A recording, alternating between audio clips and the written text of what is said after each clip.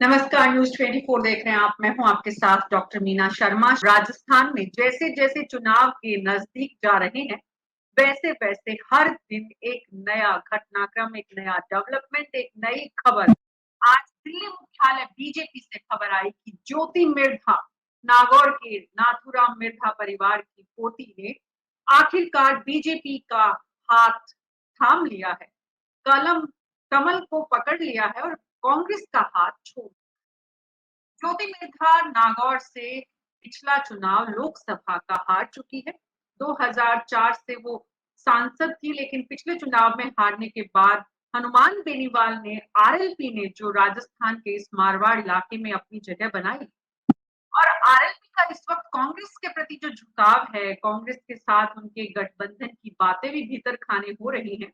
इस बीच मारवाड़ में सेंध लगाने का बीजेपी ने ये जो नया धार, नया हथियार जो छोड़ा है, उससे क्या कुछ मारवाड़ की राजनीति में वाकई में बदल पाएगी बीजेपी?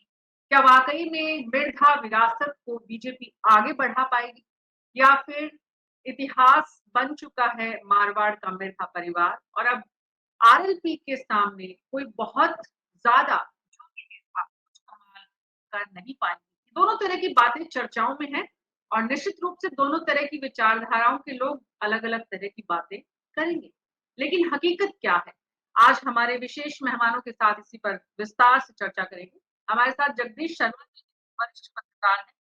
पौरुष भारद्वाज, कांग्रेस के प्रवक्ता, बीजेपी के प्रवक्ता चेतन राजपूत जी हैं। राजीव जैन, वरिष्ठ पत्रकार। विनोद गौड़ जी हैं, वरिष्ठ पत्रकार, नागौर से हमारे साथ जुड़ रहे हैं। साथ ही साबिक अहमद उस्मानी, हमारे न्यूज 24 के नागौर से संवाददाता है।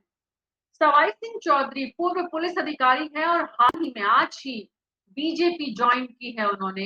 इनके पिता विधायक रहे हैं।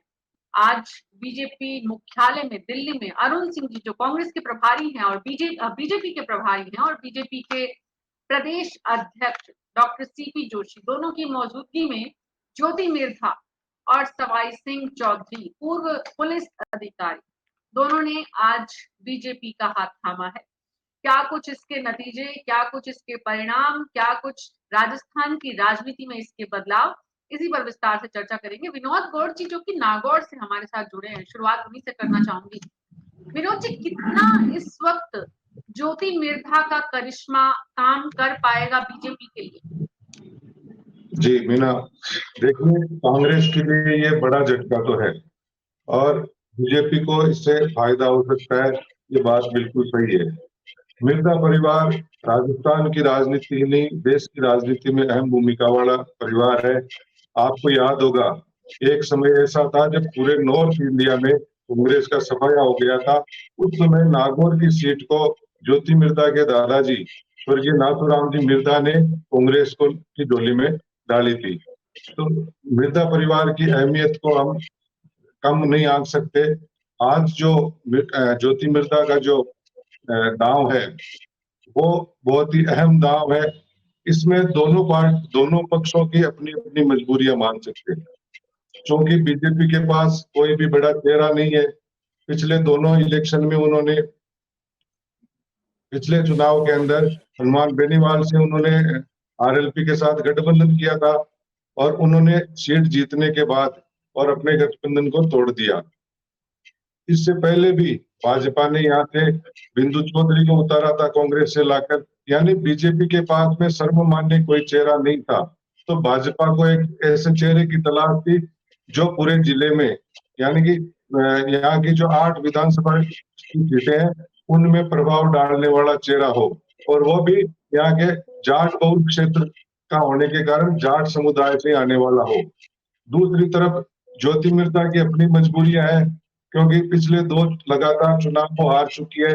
कांग्रेस इस बार उन्हें टिकट देगी, इस पर पूरा संशय था, इसलिए समय रहते उन्होंने अपना पाला बदल लिया और अब उनकी बीजेपी से लोकसभा की टिकट बिल्कुल तय मानी जा रही है।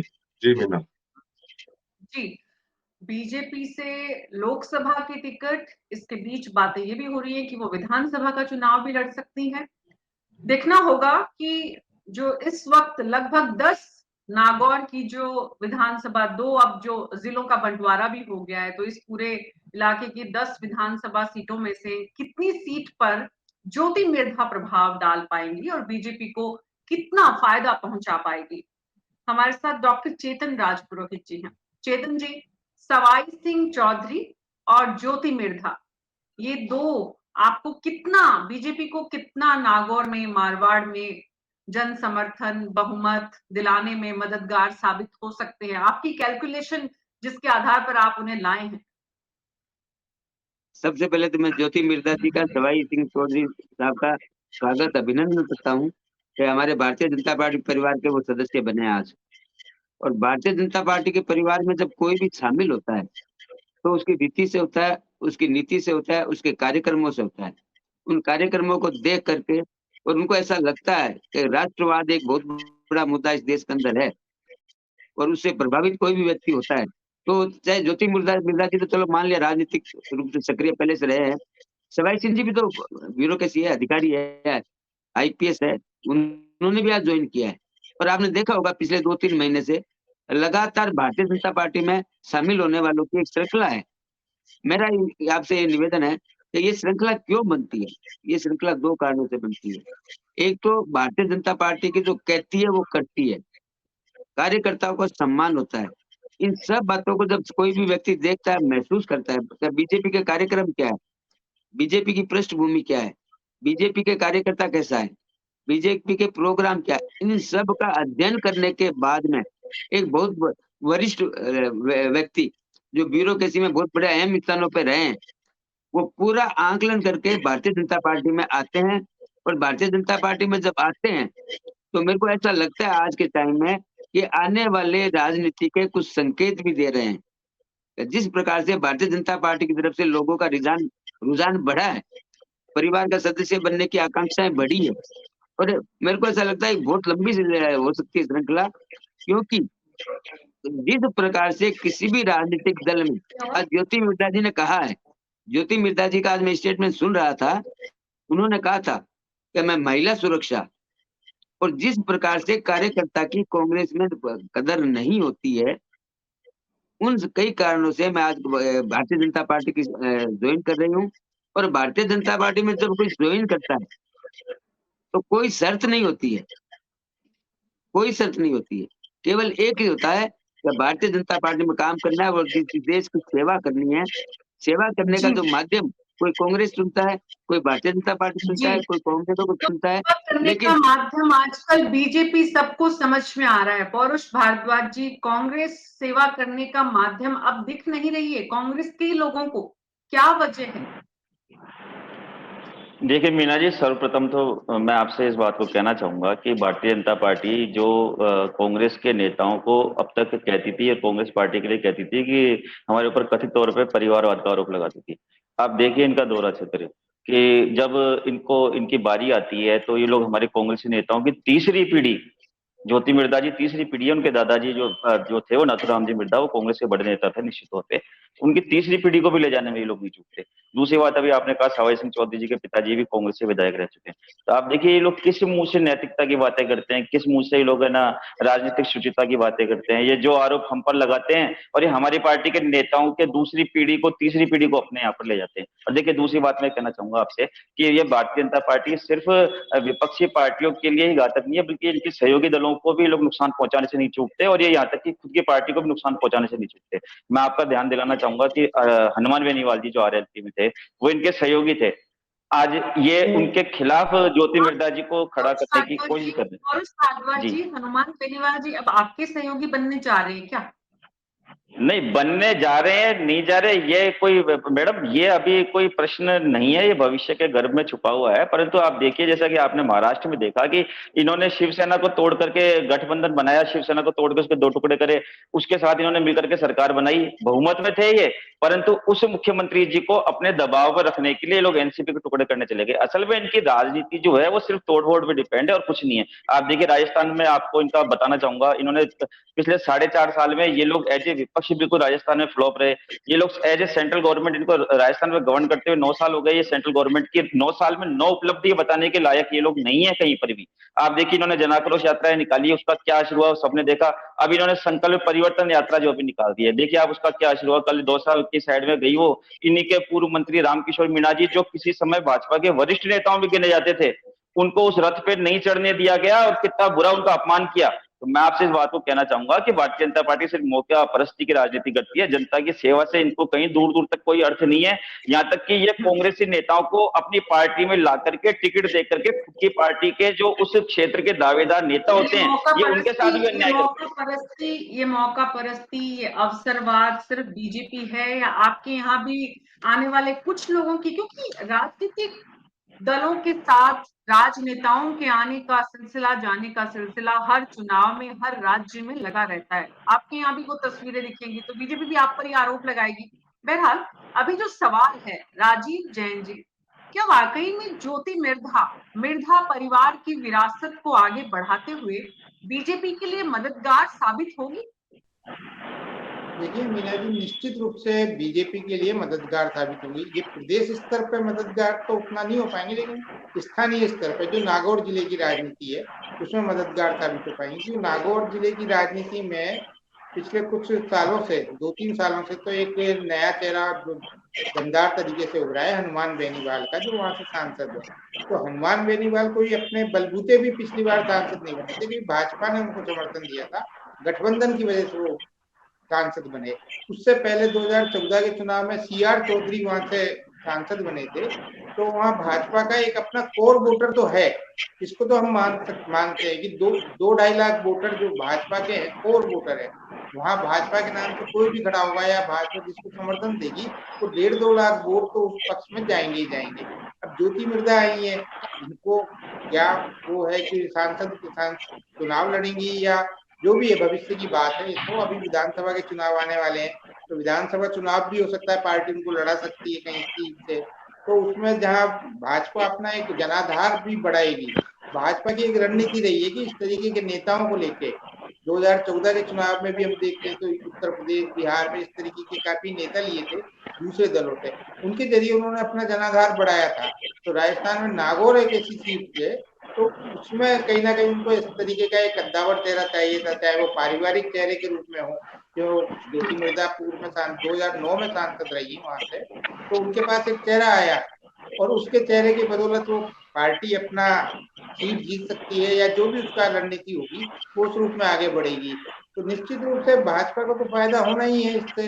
और जहां तक ज्योति मिर्धा वाली बात है, अभी विनोद गौड़ जी भी सही बात कर रहे थे, तो ज्योति मिर्धा भी कहीं कांग्रेस में अलग थलग पड़ गई थी, उनकी कहीं उनको आगे अपना भविष्य दिख नहीं रहा था कांग्रेस में, तो उन्होंने भी एक रास्ता तलाशा और उनको भाजपा में वो एंट्री मिली।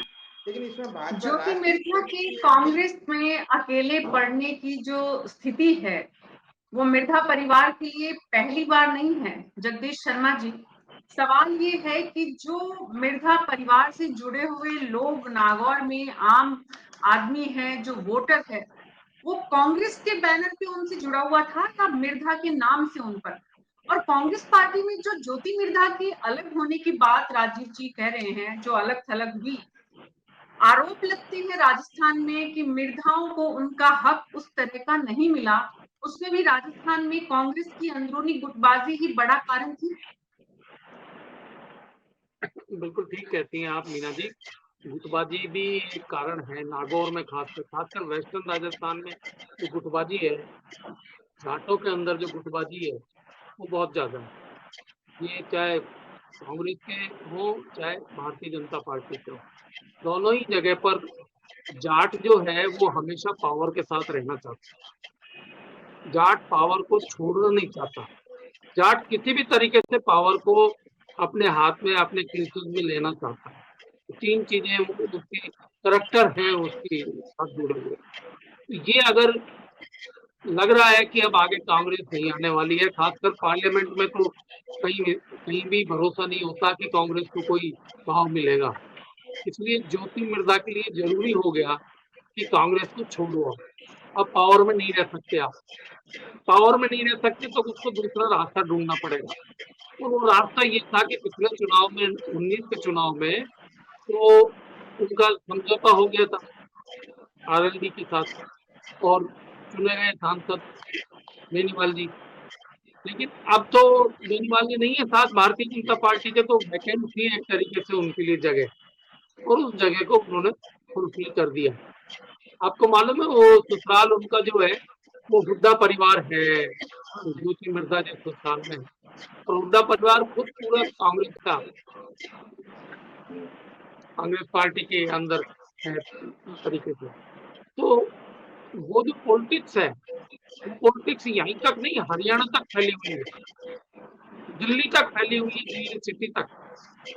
तो ये पॉलिटिक्स जो है कई जगह पर चोट करती है। अगर बीजेपी में आती है ज्योति मिर्धा तो ये पॉलिटिक्स का बड़ा लैग होगा जिसको कहना चाहिए, हरियाणा और दिल्ली तक भी ये जो इफेक्ट करेगा, बल्कि वेस्टर्न यूपी भी इस ईस्टर्न यूपी भी इससे इफेक्ट होगा। तो ये प्रभाव जो है जो पड़ता है, नाथूराम मिर्जा बहुत बहुत सशक्त नेता थे अपने टाइम के, और वो एक नेता थे जो एक कॉन्स्टिट्यूंसी में 1 या 2 चक्कर लगाते थे चुनाव के दौरान हमें, लेकिन बाकी सारे राजस्थान भर में घूमते थे जहां भी उनकी जाति के वोट होते थे वहां पर। नाथूराम मिर्जा का तो हाल ये था कि मीटिंग करते थे रात को 10 बजे बाद, और 10 बजे मीटिंग बुला के रात को 1:30 बजे 2 बजे तक चल रही है। औरतों को तो मीटिंग में ठहरने नहीं देते थे, इसलिए कि वो बात करते थे तो उसमें गाली दे रहे हैं, ये काम कर रहे हैं, सब अपनी जाति के लोगों को गाली हड़का कर भी वो बात करते थे। इतने मजबूत नेता थे। मैं उस गाली देने को ढंग से नहीं बता रहा हूँ आपको कि कोई उनका दोस्त था, क्योंकि नॉर्मली वो नेता जो है कभी गाली नहीं देते थे, वो कभी ऐसे नॉर्मल बातचीत में गाली नहीं, लेकिन वो गुस्से में बैठते थे और एक तरीके से जाति को ढंग से रिप्रेजेंट करते थे। मैंने उनकी कई ऐसी मीटिंगें रात को 1 बजे 2 बजे में सुनी है नागौर में, जहाँ पर कि वो फुल अपने स्विंग में बात कर रहे होते हैं। तो ज्योति मिर्धा अगर आज भारतीय जनता पार्टी में आई है, जैसा राजीव जी ने कहा कि ये एसेट होगा उनके लिए, जी।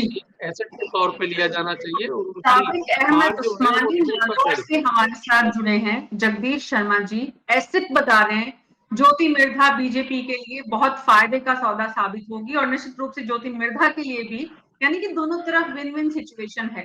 साबिक अहमद उस्मानी जी, वहां की जो गणित है, नागौर की जो गणित है, ज्योति मिर्धा कितनी सीट पर प्रभाव डाल पाएंगी बीजेपी के लिए, फायदे के लिए?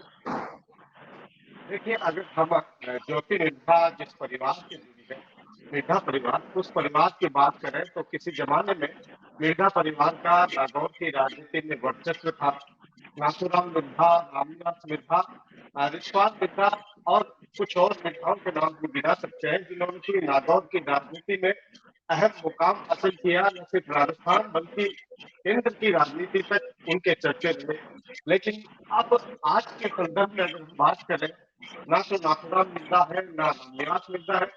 नाथूराम मिर्धा की पोती ज्योति मिर्धा के आज खूब चर्चे हो रहे हैं, जिन्होंने कांग्रेस को छोड़कर भाजपा ज्वाइन कर ली है, और इसे भारतीय जनता पार्टी का मास्टर स्ट्रोक भी बताया जा रहा है कि जाट वोटों को साधने के लिए भारतीय जनता पार्टी ने ऐसी रणनीति शुरू की है विधानसभा चुनाव में फतह हासिल करने के लिए। लेकिन अगर जमीनी स्तर की बात की जाए, जैसा कि नागौर जिले की 10 विधानसभा सीटें हैं, इन सीटों की बात करें तो हम 2009 के चुनाव से शुरुआत करेंगे, जब ज्योति मिर्धा ने पहला चुनाव जीता था। ज्योति मिर्धा नाथूराम मिर्धा के नाम पर वोट लेकर पहला चुनाव जीती थी। उन्होंने लोकसभा क्षेत्र में यही नारा दिया था कि वो बाबा की पोती है, इसलिए उनको चुनाव में वोट दिए जाए, और उनका ये नारा है वो चुनाव में काम भी किया था। उन्होंने बिंदु चौधरी जो भारतीय जनता पार्टी के उम्मीदवार थे उनके सामने उनको काफी मतों के अंतर से हराया था। इसके बाद के चुनाव जो हुए 2014 और 2019 में डॉक्टर मिर्जा को हार का सामना करना पड़ा और वजह यही थी कि मिर्जा परिवार के सामने ऐसा एक चेहरा आ गया था नागौर जिले में हनुमान बेनीवाल, जिन्होंने मिर्जाओं की आलोचना करते ही अपने आप की राजनीति में स्थापित किया है। हनुमान बेनीवाल राजनीति में जब से शुरुआत हुई तब से मिर्जा परिवार की आलोचना करके ही अपने आप को स्थापित करने में जुटे हुए हैं। तो हम जी अब उस्मानी जी आपकी नेटवर्क में कुछ इश्यू है, आपकी आवाज ठीक से नहीं आ रही, स्पष्टता से नहीं आ रही। आप एक बार दोबारा कनेक्ट करें, तब तक हम विनोद गौड़ जी के पास एक बार वापस जाएंगे। विनोद जी, सवाल ये है कि आरएलपी में कितनी खलबली है इस वक्त इस बीजेपी के मास्टर स्ट्रोक के बाद? जी, अपन आरएलपी की बात करें तो हनुमान बेनीवाल पहले से ही मिर्जाओं की राजनीति को खत्म करने का काम पहले भी कर चुके थे। उनका ये कहना था कि मिर्जाओं की जागीर नहीं है नागौर, इन्होंने नागौर को बैकवर्ड रखा, इसलिए मैं इनकी राजनीति को खत्म कर दूंगा, और इसमें काफी हद तक वो सफल भी हुए हैं। अभी फिलहाल आरएलपी में क्या चल रहा है इसके अपन अंदाजा ही लगा सकते हैं। वैसे हनुमान बेनीवाल अगले लोकसभा चुनाव से पहले अभी विधानसभा चुनाव की तैयारी में है, तो उनके पास होने के लिए फिलहाल कुछ नहीं है। उनके 2 विधायक अभी विधानसभा में है, उनकी संख्या 3 से 4 तक पहुंचाने का वो प्रयास कर रहे हैं। जी डॉक्टर चेतन राजपुरोहित, जिन हनुमान बेनीवाल ने वसुंधरा राजे के खिलाफ मोर्चा खोला, उसके बाद बीजेपी को साथ दिया, अब बीजेपी से दूरी उनकी, क्या वजह है कि बीजेपी जल्दी जल्दी अपने जो सहयोगी हैं उनको बदल रही है? हनुमान बेनीवाल की जगह ज्योति मिर्धा ने ले ली है। बीजेपी सहयोगी नहीं बदल रही है, बीजेपी की नीति को कोई पसंद नहीं करता है। हनुमान बेनीवाल जी को किसान बिल के मुद्दे पर उनको ऐसा लगा, बिल के बारे में नहीं लगा, उनको ऐसा लगा कि मेरा जो वोट बैंक है, मेरे जो वोटर है, कहीं इस बिल से प्रभावित नहीं हो जाए, इसलिए इन्होंने अपनी पॉलिटिक्स के लिए उन्होंने उस समय विरोध किया था बिलों का, किसान बिल का। उसके बाद इन्होंने भारतीय जनता पार्टी से अपनी वो खत्म की थी संबंधता। पहली बार ये भारतीय जनता पार्टी ही थी जिसने, हमारे CR चौधरी जी सांसद थे, अभी कांग्रेस के मित्र हमारे गए थे कि नागौर में चेहरा नहीं था, नागौर में CR चौधरी साहब हमारे सांसद थे, बिना जी आपको याद होगा। उन्हीं CR चौधरी जी का टिकट काट करके हनुमान जी को आगे बढ़ाने का काम भारतीय जनता पार्टी ने किया था, और वो सांसद बने थे। किसके समर्थन से सांसद बने थे? क्या वो आरएलपी से सांसद बने थे? वो भारतीय जनता पार्टी के समर्थन से सांसद बने थे। लेकिन भारतीय जनता पार्टी के समर्थन सांसद बनने के बाद में उन्होंने जो किया वो राजस्थान की जनता ने देखा था, पहली बार।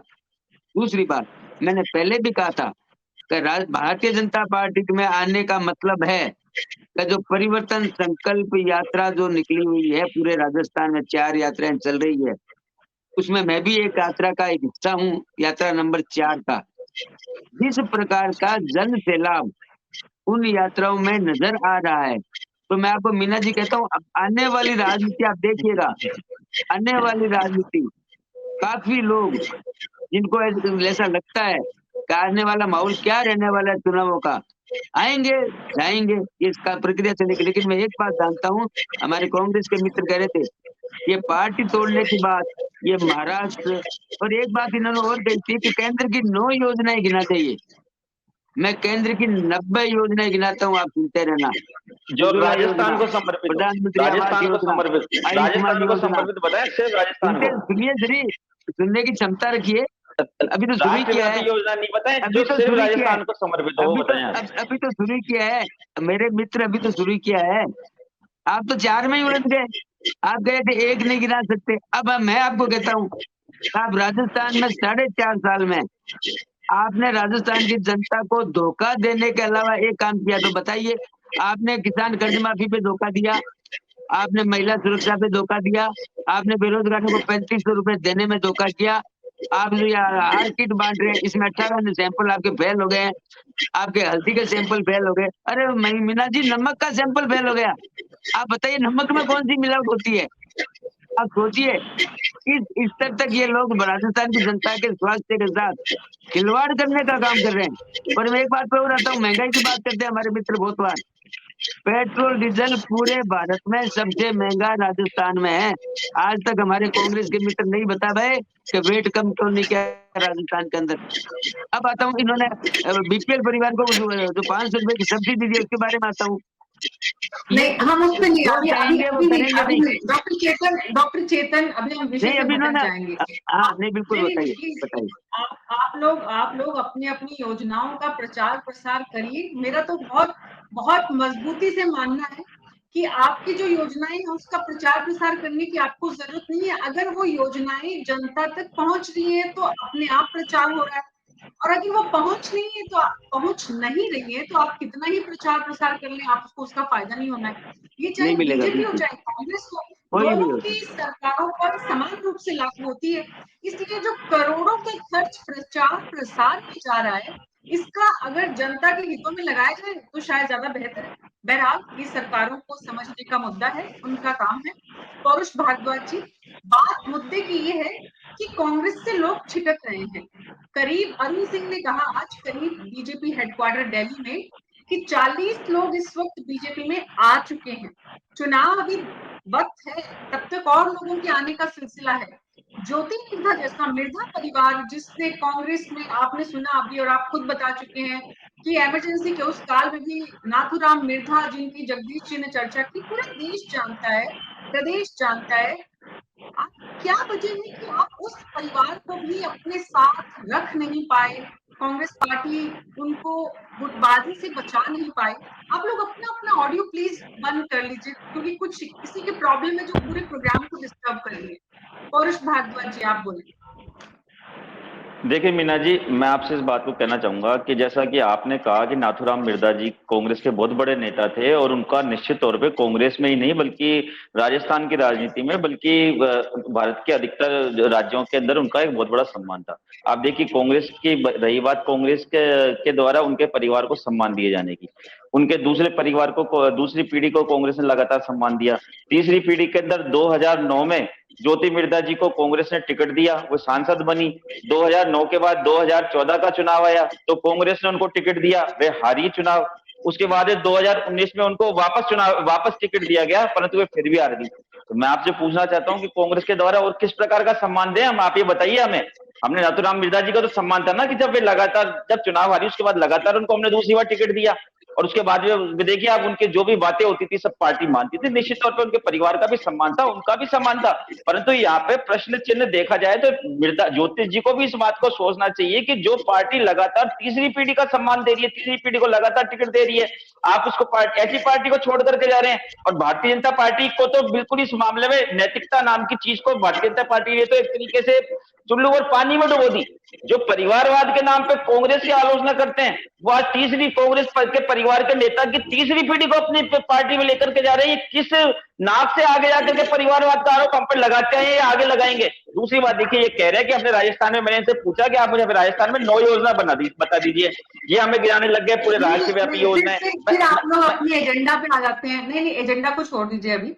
अभी सिर्फ हम बात कर रहे हैं मारवाड़ की राजनीति में मिर्धा परिवार की पोती ज्योति मिर्धा के बीजेपी में जाने से इस पूरे इलाके की राजनीति और खास करके आरएलपी की पॉलिटिक्स कैसे प्रभावित होगी, हम ये समझने की कोशिश कर रहे हैं। आपने कहा पौरुष भारद्वाज बहुत बेहतर ढंग से कि हमने उनको 3 बार टिकट दिया, 1 बार जीती, 2 बार हारी, दूसरी बार हारने के बाद तीसरी बार भी टिकट दिया, मतलब दूसरी बार जब वो चुनाव हार गई। ऐसे में उस्मानी जी, सवाल ये है कि वहां पर जो कांग्रेस का वर्कर है या जो वहां पर मिर्धा परिवार, पूरे नागौर के जो लोग हैं उन लोगों का क्या रिएक्शन है? जो पौरुष भारद्वाज कह रहे हैं कि कांग्रेस पार्टी ने इस परिवार को इतना कुछ दिया, उसके बाद ज्योति मिर्धा वहां जा रही है, तो ना ज्योति मिर्धा के लिए लोगों के मन में सम्मान रहेगा ना बीजेपी के लिए, क्योंकि परिवारवाद का विरोध करने वाली बीजेपी मिर्धा परिवार की बेटी को लेकर आ रहे हैं। तो लोगों की रिएक्शन क्या है उस्मानी जी? कुछ लोगों से आपकी बात हुई वहां पर नागौर में?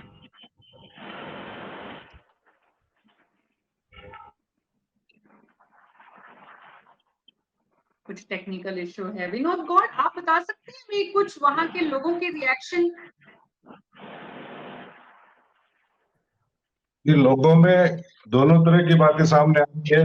बीजेपी के जो मूल कार्यकर्ता, मूल वोटर्स है, वो कहीं न कहीं अपने आप को ठगे सा महसूस भी कर रहे हैं। कुछ लोगों का कहना है कि हम दरिया बिछाने के लिए रह जाएँगे, जय-जयकार दूसरे लोगों की करेंगे, दूसरे दलों से आ रहे हैं, उनकी करेंगे।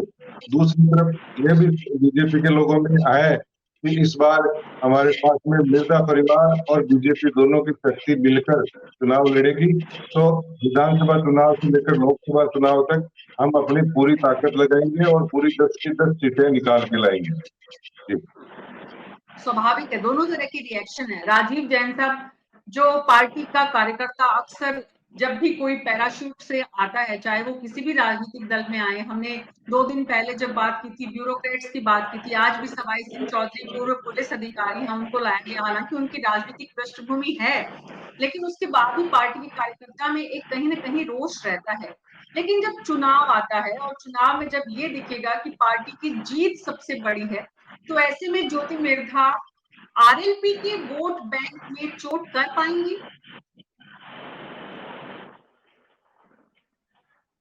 अपना ऑडियो ऑन करिए सर। राजीव जैन, हाँ जी। मैं ये कह रहा था कि जैसे विनोद गौड़ जी अभी कह रहे थे कि मूल कार्यकर्ताओं में कहीं थोड़ा एक नाराजगी या निराशा सी बात होती है, लेकिन ये पिछले 20-25 साल से हम जगदीश जी भी देख रहे हैं, मैं भी देख रहा हूँ, पार्टियों में लोग आते जाते हैं, कुछ समय के लिए थोड़ी बहुत नाराजगी रहती है, लेकिन जो पार्टी है, पार्टी के बड़े नेता हैं, तो लोग जो अपने स्थानीय कार्यकर्ता हैं, जो छोटे कार्यकर्ता हैं, जो पार्टी के लिए मेहनत करते हैं, उनको इस चीज से समझा बुझा देते हैं कि अपने को बड़ा लक्ष्य हासिल करना है। भारतीय जनता पार्टी अपने बड़े लक्ष्य के लिए उसको नरेंद्र मोदी जी को तीसरी बार प्रधानमंत्री बनाना है, उस नाम पर वो कहीं ना कहीं जो स्थानीय कार्यकर्ता है उनको राजी कर लेते हैं, तो वो मान भी जाते हैं कि पार्टी का मूल उद्देश्य जो मूल लक्ष्य है, जैसा आप कह रही थी कि लक्ष्य की तरफ ध्यान देना है, तो उस चीज से वो जब चुनाव आएंगे तो सब दूर हो जाएगी।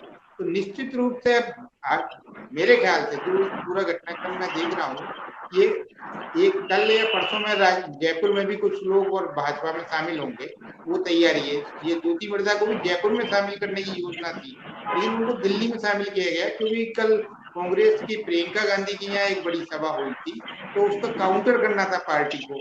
और दूसरा एक और कारण था कि ज्योति मिर्धा एक हरियाणा के बहुत बड़े राजनीतिक परिवार जो हुड्डा परिवार है, भूपेंद्र सिंह हुड्डा वाला परिवार है, जो ज्योति मिर्धा की जो छोटी बहन है वो भूपेंद्र सिंह हुड्डा के बेटे दीपेंद्र हुड्डा जो सांसद है उनकी पत्नी है।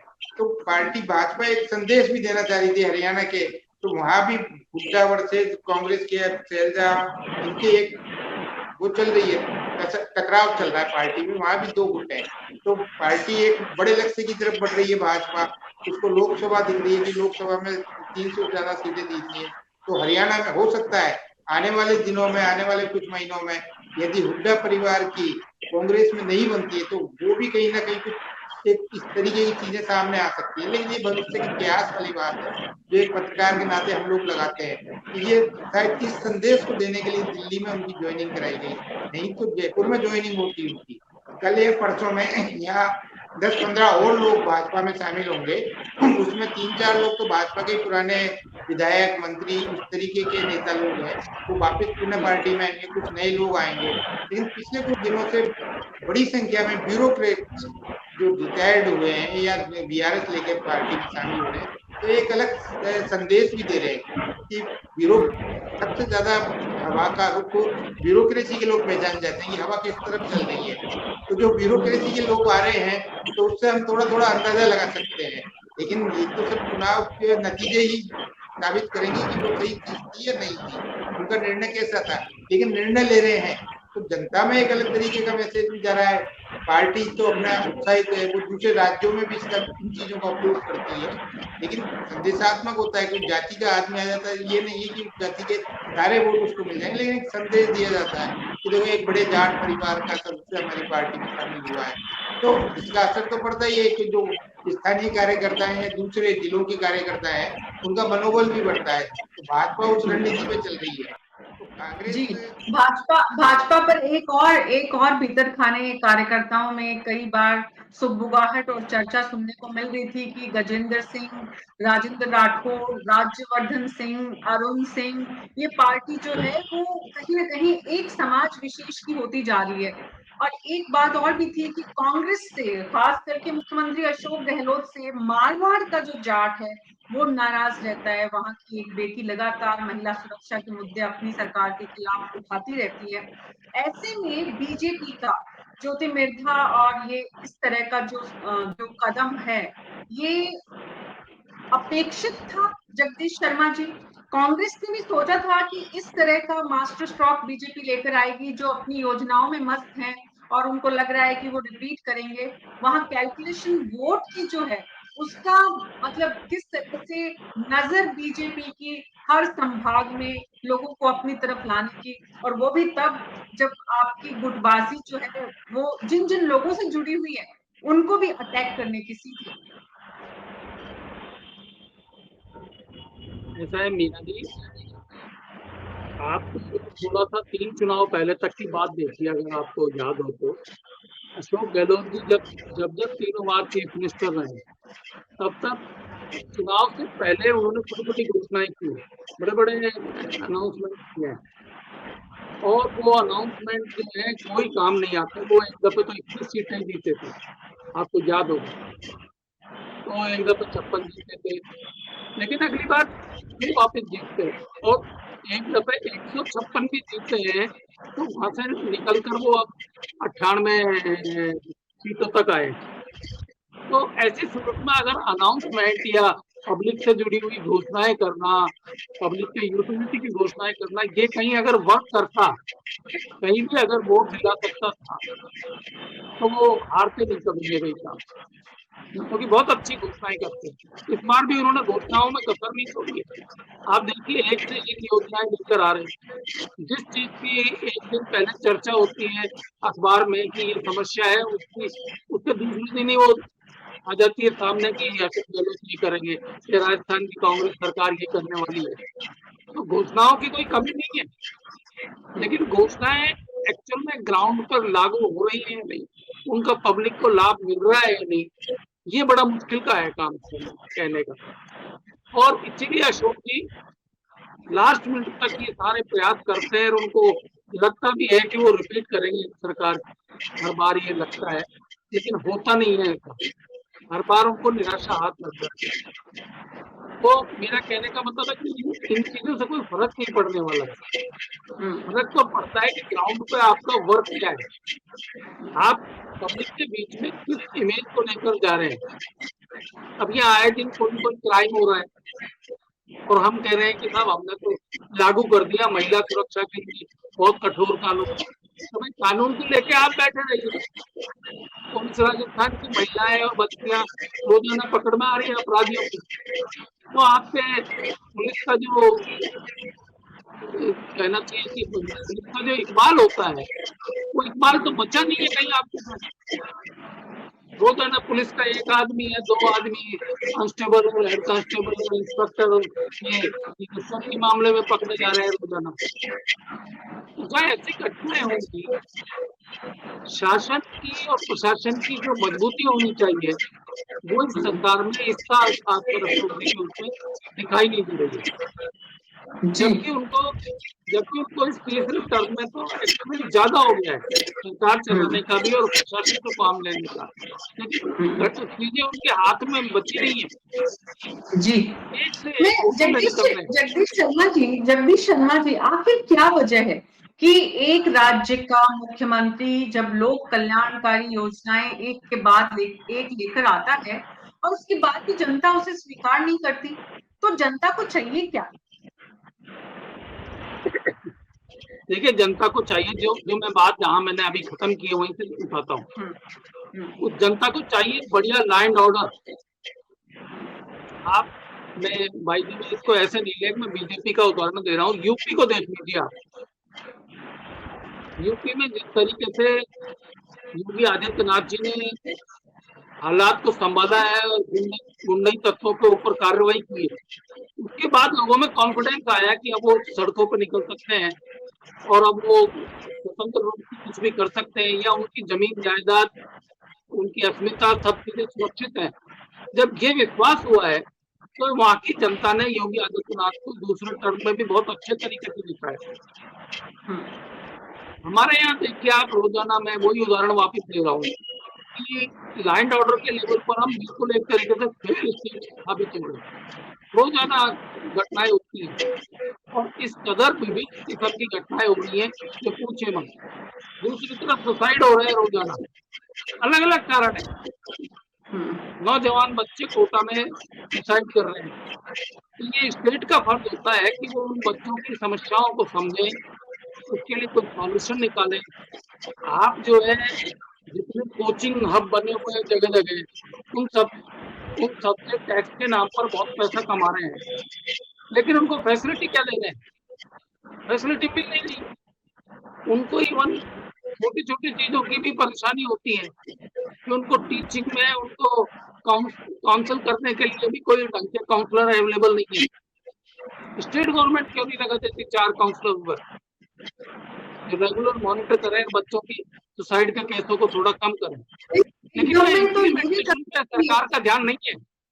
नहीं जगदीश शर्मा जी, स्टेट गवर्नमेंट तो ये भी तय कर सकती है कि आपने 1-2 बैचेज हर कोचिंग इंस्टीट्यूट में जो निकलने वाले हैं उन बच्चों का आपने अलग कर रखा है। बाकी बच्चे मालूम है कि जो पास नहीं होंगे, कभी IIT क्लियर नहीं कर पाएंगे, उनको आपने अलग टीचर्स के हाथ में रखा हुआ है। उनको आपको एडमिशन ही नहीं देना चाहिए। उनके पेरेंट्स की काउंसलिंग होनी चाहिए कि आपके बच्चे कैपेबल नहीं है।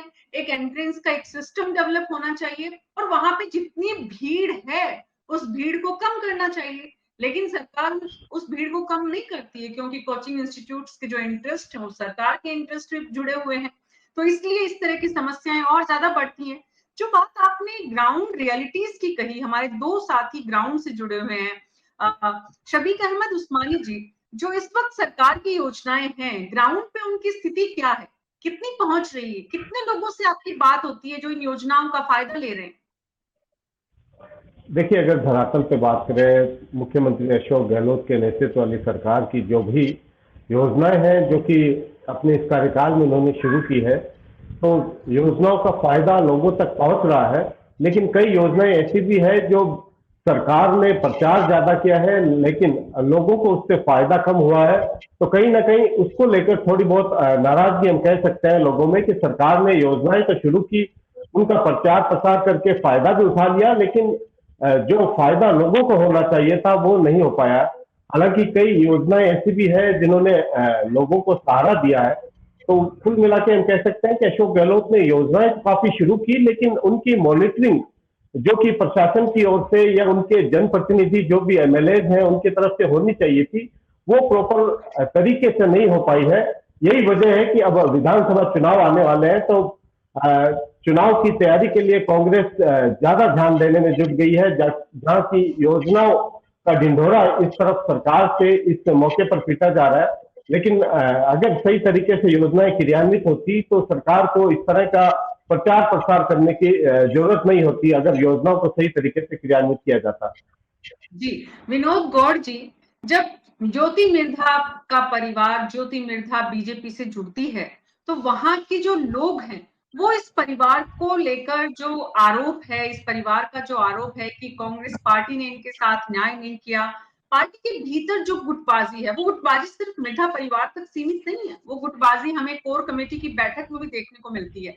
तो जो आपका पूरा जिला है और उस जिले की जो विधानसभा सीट है, उन पर भी वो गुटबाजी नजर आती है ग्राउंड पर?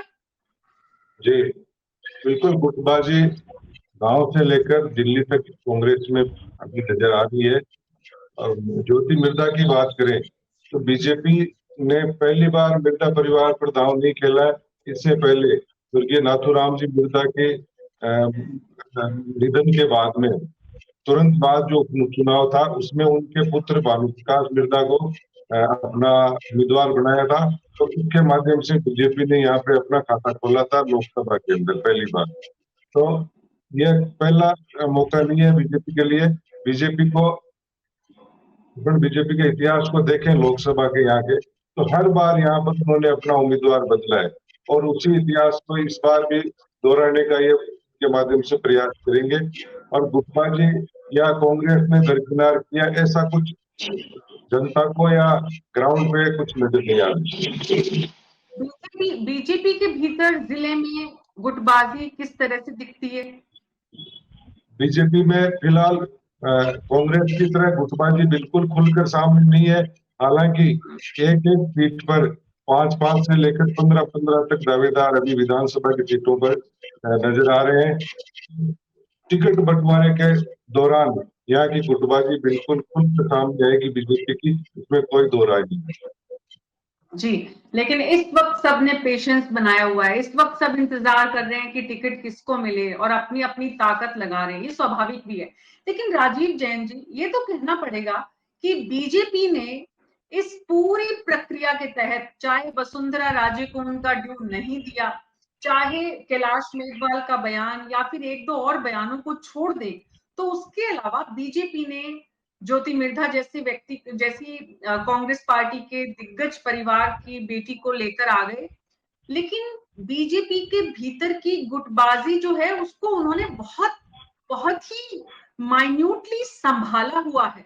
मतलब वसुंधरा राजे भी इतना कुछ होने के बाद भी पार्टी के साथ कदम से कदम मिलाकर ही चलती नजर आ रही हूँ। शायद उनके पास भी कोई दूसरा विकल्प नहीं है, लेकिन ये क्रेडिट देना चाहिए कि बीजेपी में तमाम विपरीत परिस्थितियों, तमाम लोगों की आकांक्षाओं, तमाम लोगों के एम्बिशंस के बीच भी एक चेक इन बैलेंस बहुत सुंदर अभी बना हुआ है। देखिए मीना जी, बीजेपी ने बड़ी रणनीतिक तौर पर अपनी जो चालें चली हैं उसमें जैसे कि आज से 2 महीने पहले पूरा एक ये था कि वसुंधरा वर्सेज अदर्स एक माहौल बन गया था। वसुंधरा राजे का दबाव था, उनके समर्थकों का भी दबाव था कि उनको चेहरा घोषित किया जाए या उनको इस तरीके से किया जाए।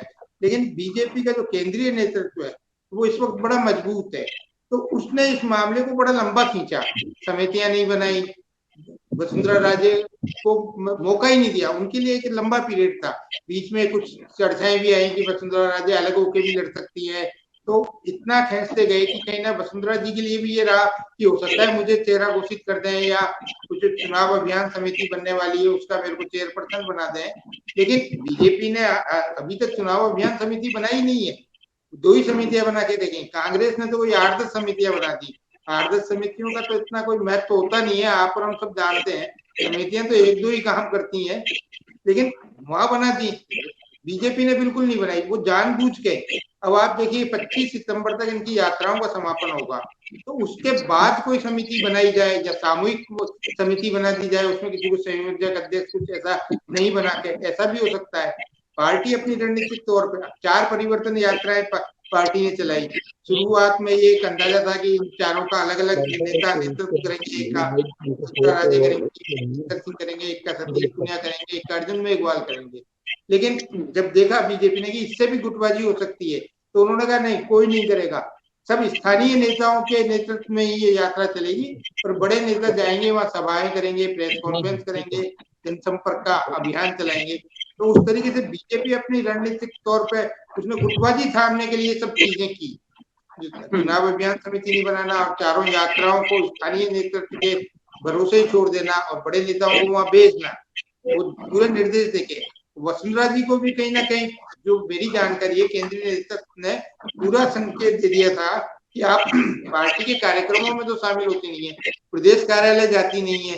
तो इस बार आपने देखा 3 दिन पहले वो प्रदेश कार्यालय भी गई, वहां बैठक में भी शामिल हुई। कल वहाँ ये प्रहलाद जोशी जो इनके चुनाव प्रभारी हैं, उनके निवास पे दिल्ली में बैठक हुई, उस बैठक में भी वो शामिल हुई। इसमें कुछ सीटों के उम्मीदवारों के नामों पर चर्चा की गई, बताई, ऐसा सुनने में आया। लेकिन ठीक है, पार्टी ने कहीं ना गुटबाजी साधने के लिए सारी एक स्ट्रेटेजी बनाई है। तो आखिर तक जब अक्टूबर के प्रथम सप्ताह तक आप देखना, चुनाव आचार संहिता लग जाएगी, चुनाव की घोषणा हो जाएगी, तब कोई भी नेता अपना वर्चस्व साबित नहीं कर पाएगा। पूरी कमान केंद्रीय नेतृत्व के हाथ में रहेगी, टिकटों का फैसला वहां से होगा। वसुंधरा समर्थक तो इसी ऊहापोह में वो तो ये मान रहे थे कि वसुंधरा जी को चेहरा घोषित कर देंगे तो हमारी टिकट पक्की हो जाएगी। इस तरीके के 10 या 15 एमएलए को तो मैं जानता हूँ, वो इसीलिए उस दूसरे खेमे में थे। उनको मालूम है कि हमारा टिकट कटने वाला है, तो उनको ये लगता था कि ये हमारी नेता के तौर पे आ जाएंगी तो हमारा टिकट कहीं ना कहीं ये पक्का करा देंगे। लेकिन केंद्रीय नेतृत्व ने अपनी बहुत रणनीतिक एक जो चाल चली है, उसमें सारे नेता, कोई भी 6 नेता इन्होंने खड़े कर दिए चेहरे के तौर पे। गजेंद्र सिंह शेखावत है, सतीश पूनिया है, अर्जुन मेघवाल है, और अंदर खाने एक नाम, 2-3 नाम और भी चलते हैं जो चर्चाओं में भी आते हैं अनौपचारिक रूप से, कि ओम बिरला भी हो सकते हैं, सुनील बंसल भी हो सकते हैं, कोई और तीसरा भी हो सकता है। तो बीजेपी ने तो 8-10 लोगों को इस तरीके से, और बीजेपी ने पिछले 4-5 साल में इस तरीके से पद देके इन नेताओं का कद भी बढ़ाया। मेरा तो ये मानना है कि पद देके इन नेताओं का कद भी बढ़ाया, कि आज गजेंद्र सिंह शेखावत, अर्जुन मेघवाल, ओम बिरला, भूपेंद्र यादव, इन लोगों का कद इस तरीके का हो गया कि मुख्यमंत्री पद के दावेदार हो सकते हैं। तो निश्चित रूप से बीजेपी ने अपनी जो एक रणनीति है उसको सफलता मिल रही है, ये देखने वाली बात।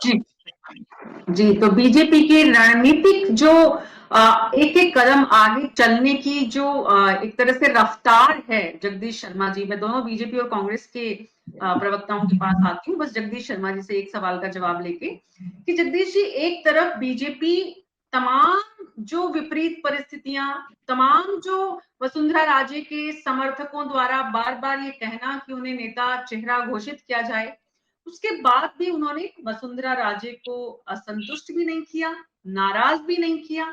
पार्टी में समान रूप से उनका जो एक तरह से उन्हें सम्मान देना चाहिए, हर बार अमित शाह और प्रधानमंत्री के पास बैठी नजर आती हैं, और लेकिन उन्हें चेहरा भी घोषित नहीं किया है।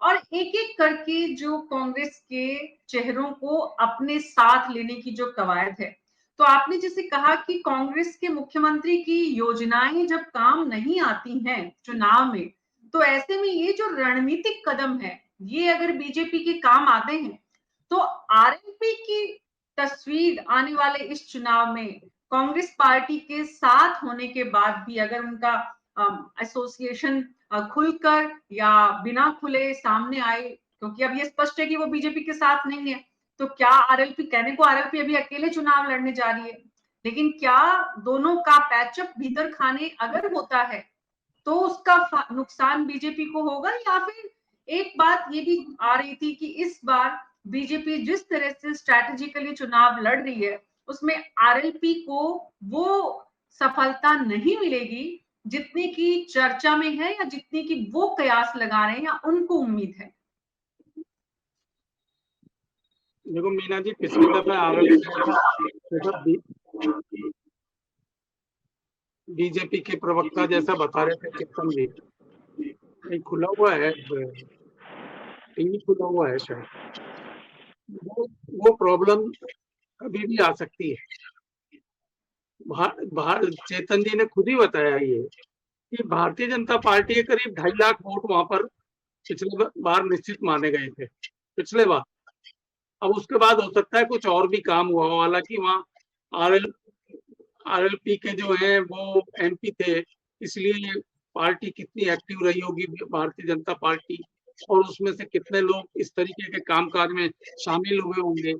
लेकिन अगर भारतीय जनता पार्टी का कार्यकर्ता वैसे टूटना मुश्किल से है, वो एक दफे जुड़ता है तो जुड़ा ही रहता है, वो अपना काम करता है और पार्टी का जब जरूरत होती है तब आ जाता है, अपने खुद का ही खाना लेकर आता है साथ में। तो ये जो नेचर है पार्टी के वर्कर की, वो इस पार्टी को अपनी ताकत दिलाती है। ये कांग्रेस में नहीं है। कांग्रेस का वर्कर, अगर आप देखेंगे कि बूथ पर बैठा हुआ वर्कर भी है तो उसके लिए खाना जाता है दोपहर का, और तैयारियां होती हैं, लेकिन तब भी वो वहां मिल जाए आपको बैठा हुआ तो बड़ी बात मानो आप। जी, बीजेपी का वर्कर बैठा हुआ मिलेगा आपको पूरे टाइम तक, चाहे उसके पास वोट ही नहीं आ रहा हो, चाहे उसके पास आने वाले लोग बहुत कम हो, फिर भी बैठा हुआ मिलेगा। तो ये जो डिफरेंस है, ये डिफरेंस ही वहां भारतीय जनता पार्टी को थोड़ी ताकत देता है कांग्रेस के मुकाबले। कांग्रेस की तो अगर मान लीजिए हवा चली हुई है तो सारे कार्यकर्ता सक्रिय रहेंगे बिल्कुल। बीजेपी के कार्यकर्ता जब हवा नहीं भी है या उनको नजर आ रहा है कि हारने वाले हम, तो भी वो अपनी ड्यूटी देने में पीछे नहीं रहेंगे। अब आप कह सकते हैं कि वो आरएसएस का कार्यकर्ता हो सकता है, आरएसएस का हो सकता है। तो ये जो ताकत है बीजेपी की, ये अपने आप में बहुत उसको स्ट्रेंथन दे देती है, यानी कि 28 से 30% वोट तो इनका इसी बात पर टिका हुआ है कि वो पहले से जिस वोटर से एक दफे मिल लिए है उसको वो छोड़ते नहीं है जी। और मैं समझता हूँ कि जाति के आधार पर कुछ वोट और मिल जाए, जैसे पिछले दफे अगर आरएलपी के लीडर को उन्होंने एमपी बनवाया है, वो बनवाने की सूरत तभी बन पाई कि जाति का वोट भी मिल गया और भारतीय जनता पार्टी का वोट भी मिल गया। दोनों वोट मिलकर किसी भी अनजान आदमी को, वो तो नए हैं कंपेरेटिव, उन्होंने चुनाव पहले भी लड़े एक आध, लेकिन एमपी का चुनाव लड़ने के लिए नए थे, तो वो अगर इतना चुनाव भी पार लग जाती है उनकी और अच्छे वोटों से जीत भी जाते हैं, तो ये उपलब्धि तभी लगती है जब एक साथ दो फैक्टर शामिल हो। और ज्योतिर्मयी को नागौर में लेकर आए ये, तो एक जाति के वोट को पकड़ कर लाए। आपको यहाँ राजीव जी ने और ये चेतन जी ने भी ये बात बताई है कि चेतन जी ने तो खैर जाट का नाम नहीं लिया है, लेकिन एक किसान का नाम लेकर उन्होंने ये इंडिकेट किया है कि किसानों का जो अगर जमावड़ा होता है, जुड़ते हैं, उस परिवार में एक साथ बहुत सारे नेता हैं जी। उनके भीलवाड़ा जाकर प्रियंका गांधी खड़गे की मौजूदगी में मुख्यमंत्री अशोक गहलोत ने, डोटासरा जी ने कहा कि हमें किसानों के साथ ही जीत मिल सकती है, किसानों का साथ चाहिए और आपके बिना हम सरकार नहीं बना सकते। ज्योति मिर्धा ने आज जब बीजेपी ज्वाइन की तो क्या कुछ कहा, वो भी हम आपको सुनाते हैं कि ज्योति मिर्धा बीजेपी ज्वाइन करने की नौबत क्यों आई, उनको क्यों कांग्रेस में परेशानी हो रही थी, क्या परेशानी हो रही थी और बीजेपी आने के बाद उनको कौन सी नई उम्मीदें जगी है, ये उम्मीदें हनुमान बेनीवाल के लिए कैसे मुश्किलें खड़ी कर सकती हैं। न सिर्फ हनुमान बेनीवाल की खुद की लोकसभा सीट, बल्कि उनके जो विधायक हैं और जो विधानसभा के चुनाव में वो अपनी मजबूत स्थिति देख रहे हैं, उसमें कितनी सेंध बीजेपी लगाने की कोशिश कर रही है। और जगदीश शर्मा जी जैसे कह रहे हैं कि उनका बीजेपी का जो वर्कर है, आरएसएस की जो टीम है, वो कितना काम करेगी, ये सब हम दोनों कांग्रेस और बीजेपी के मेहमानों से इस बात को समझेंगे। लेकिन मैं ज्योति मिर्धा ने क्या कहा वो आप लोगों को और सुनाना चाहती हूँ। हमारे प्रधानमंत्री जी को एक बार पुनः देश का नेतृत्व करने का मौका मिले ताकि भारत और भी बड़ी ऊंचाइयों को छू सके। और साथ ही मैं बहुत बहुत धन्यवाद करना चाहूंगी प्रधानमंत्री जी का, हमारे आदरणीय नड्डा जी का, अमित शाह जी का, जिन्होंने मुझे ये मौका दिया है कि मैं पार्टी ज्वाइन करूं और आप लोगों के बीच में आज यहाँ हाजिर होकर के और अपनी बात यहाँ पर रख सकूं। एक बार फिर से देश की सेवा करना चाहती हैं, कांग्रेस पार्टी में ये अवसर उन्हें नहीं मिला। तो आप जो कह रहे हैं पौरुष भारद्वाज जी की कांग्रेस पार्टी ने उनको टिकट दिया लेकिन वो जीत नहीं पाई, दूसरा पक्ष ये भी है कि कांग्रेस पार्टी से लोगों का भरोसा उठ गया, इसलिए उनको सफलता नहीं मिली और इसलिए अब वो बीजेपी के साथ लोगों का भरोसा लेकर आगे बढ़ना चाहती हैं। पौरुष भारद्वाज जी। देखिए मीना जी, मैं सर्वप्रथम तो आपसे इस बात को कहना चाहूंगा कि अगर ज्योति जी इस बात को सोचती हैं कि मैं कांग्रेस में रह करके चुनाव नहीं जीत सकती, भारतीय जनता पार्टी में जाकर के चुनाव जीत जाऊंगी, यदि उनकी ऐसी सोच है और ऐसा कहना है तो वो ऐसा कह करके अपने परिवार की विरासत की साख पे प्रश्न चिन्ह खड़ा कर रही हैं। वो साथ में इस बात को ऐसे भी कह रही हैं कि भाई हमारे परिवार की जो है वो अब पहले जैसी बात नहीं रही कि हम हमारी मूल पार्टी के टिकट पे अगर हम चुनाव जीत पाएंगे या नहीं जीत पाएंगे। तो मैं इस बात को कहना चाहूंगा, सेवा की बात कर रहे हैं तो सेवा राजनीति जो होती है, वो सत्ता जो होती है वो एक सेवा करने का एक माध्यम हो सकता है, परंतु सेवा करने के लिए आप ये चाहें कि हम सत्ताधारी पार्टी में शामिल हो, ऐसा कुछ नहीं होता है। सेवा जमीन से जुड़ करके की जाती है। और मैं आपसे दोबारा मैं इस बात को कहना चाहूंगा, कांग्रेस पार्टी द्वारा उनको क्या कमी रखी गई आप बताइए। 2004 में हमने 2009 में हमने उनको सांसद बनाया, 2014 में टिकट दिया हमने उनको, 2019 में टिकट दिया और उनके पूर्ववर्ती जो उनके पुरखे रहे वो लगातार कांग्रेस में बने रहे। उनका ये कहना है जो अक्सर से, मैं इस बात को खारिज करना चाहूंगा कि वो कह रही है कि मुझे सेवा करनी है। सेवा करना है तो आप जाइए ना, जमीन में जाइए, मना कौन करता है? कोई जरूरी है कि आप सत्ताधारी पार्टी में जुड़ करके सेवा करेंगे। और दूसरी बात, जगदीश जी जो अभी कह रहे थे, मैं किस बात को खारिज करना चाहूंगा कि साहब बूथ के ऊपर कांग्रेस का कार्यकर्ता के लिए खाना बन के आता है, बीजेपी वाले बेचारे खुद की लाते हैं, मुझे नहीं पता इन्होंने कहां पर देख लिया। मैं आपको इस बात को कहना चाहूंगा कि आप निष्पक्ष विश्लेषक हैं, आपका विश्लेषण जो है पूरी तरह भाजपा बायस है, दर्शक देख रहे हैं इस बात को। आप आइए बूथ पे, मैं आपको बताऊंगा कि कांग्रेस के कार्यकर्ता के पास अगर खाना आता है तो उसके पैकेट के अंदर क्या निकलता है, और भारतीय जनता पार्टी के पैकेट में कितनी वैरायटी होती है। भारतीय जनता पार्टी के द्वारा जब बूथ के कार्यकर्ताओं को भिजवाए जाते हैं पैकेट से, तो उनमें कितने विविध तरह के पकवान और विविध तरह के ब्रांडेड आइटम्स जो होते हैं वो आते हैं। तो मैं आपको इस बात को कहना चाहूंगा। दूसरी बात, आप देखिए कांग्रेस की स्थिति यह है कि कांग्रेस ने कभी भी सत्ता के लिए नैतिकता के साथ समझौता नहीं किया। हमारा आप उद्देश्य देखिए, यदि हमारा सत्ता उद्देश्य होता तो 1989 वाले इलेक्शन में सबसे बड़ी पार्टी बनकर के हम आए थे। राजीव गांधी जी ने मना कर दिया कि भाई नहीं, मैं ना पूरा, मुझे मेरे देश की जनता ने पूरा बहुमति दिया, मैं सरकार नहीं बनाऊंगा, जबकि उस समय हम चाहते तो हम सरकार बना सकते थे ना। आप देखिए, तो इस बात को मैं आपको कहना चाहूंगा कि निश्चित तौर पर कांग्रेस का डीएनए, जो देश का डीएनए, वो ही कांग्रेस पार्टी का डीएनए, देश का संविधान जो है वही कांग्रेस की विचारधारा है। तो हमारे लिए सत्ता, हम सत्ता के लिए हम चुनाव लड़ सकते हैं, परंतु सत्ता हमारे लिए इतनी बड़ी चीज नहीं है कि जिसके पीछे हम अनैतिक बने। आप देखिए, मैंने जैसा कि अभी आपसे पहले का परिवारवादी वाली बात, यहाँ पे आरोप लगाते रहे। देखिए पौरुष जी, देखिए आपने जो बोला उस पर कोई भी नहीं बोल रहा है आपको कि आप बायस हैं, आप किसी व्यक्ति विशेष को समर्पित हैं, आप अपनी पार्टी को समर्पित हैं। ये आपकी जिम्मेदारी और जवाबदेही है आपकी पार्टी के प्रति, आपकी पार्टी के नेताओं के प्रति। देखिए, कह रहे हैं कि कांग्रेस के जब खाना आता है बीजेपी वाले गांठ से लाते हैं। मुझे धरातल पे हम रहते हैं धरातल पे हम देखते हैं। पौरुष जी, प्लीज अंडरस्टैंड, जिस पार्टी ने आज अपने पूरे भारत में केंद्रीय 7 स्टार स्तर का कार्यालय बना लिया, हर जिले में कार्यालय बना लिया, 70 साल राज करने के बाद हमारा राष्ट्रीय कार्यालय नहीं बन पाया अभी। पौरुष जी, आपकी जितनी उम्र है उतना उन्होंने काम कर लिया है जिनके बारे में आप टिप्पणी कर रहे हैं। तो प्लीज अंडरस्टैंड, प्लीज आप किसी के बारे में भी ऐसी टिप्पणी ना करें जिससे आपका भी सम्मान कम हो और सामने वाले के सम्मान को भी ठेस पहुंचे। आखिरी सवाल डॉक्टर चेतन राजपुरोहित से, बस छोटा सा संक्षेप में। डॉक्टर चेतन राजपुरोहित 2 बार ज्योति मिर्धा चुनाव हार चुकी हैं, ऐसे में आप उनसे जीत की उम्मीद करते हैं या फिर ठीक है कुछ वोट बैंक आपके पास आ जाएगा? बस एकदम संक्षेप में।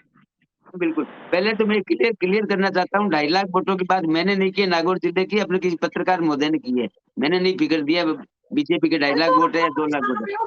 हो गई ना, आप आगे बढ़िए। दूसरी बात, हम ये देखते नहीं है जीतने वाला है कि हारने वाला है। हम तो ये देखते हैं जो जनता की सेवा करने के लिए बात करता है, राष्ट्रवाद पर विश्वास करता है, भारतीय जनता पार्टी की नीति पे विश्वास करता है, कार्यक्रमों पर वो पार्टी में शामिल होता है। और उसके बाद में तय भी नहीं है संगठन में काम करेंगे या पार्टी तय करेगी वो उस व्यक्ति का उपयोग कहाँ लेना है, संगठन में लेना है या जनप्रतिनिधि के रूप में लेना है। तो ये प्रश्न हम लोग ध्यान ही नहीं देते हैं। जी जी जी, बहुत बहुत शुक्रिया आप सबका इस चर्चा में शामिल होने के लिए। न्यूज़ 24 पर हर शाम 6 बजे हम आपसे मिलते हैं राजस्थान की राजनीति के अलग अलग रंगों के साथ। आपका फीडबैक हमारे YouTube और Facebook चैनल पर आप शेयर कर सकते हैं। हमारे पैनल से आप सुझाव और सवाल भी पूछ सकते हैं। शाम 6 बजे कल फिर मुलाकात होगी, तब तक नमस्कार।